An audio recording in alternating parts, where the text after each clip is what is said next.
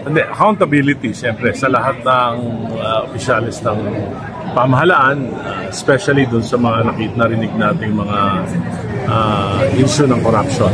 Issue ng corruption. Accountability, of course. But we will have to go through the hard way. We have to abide with the provisions of the Constitution. So parang hindi po resign ang solusyon dito, kundi talagang pagpapanagot. Yes, sa tingin ko dapat talaga para to give justice, dapat magkaroon talaga ng public scrutiny sa mga actions ng pinakamatataas nating officials. So ito yung isa sa paraan. Dapat kung ano yung parameters in judging Vice President Sara, ganoon din yung parameters in judging BBM. Sir.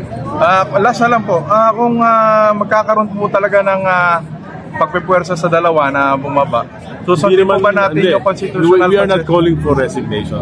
We are not calling. We are not calling for resignation. So ibang grupo po yung tumatawag nun. Yes. Hindi po tayo, hindi po yun yung panawagan natin. We will have to abide with the provisions of the Constitution. Kung sa tingin natin may nalabag sa konstitusyon ang ating dalawang pinakamatataas, we have to go through the impeachment process. Impeachment. Okay. Thank you very much po, Kung. Maraming salamat po.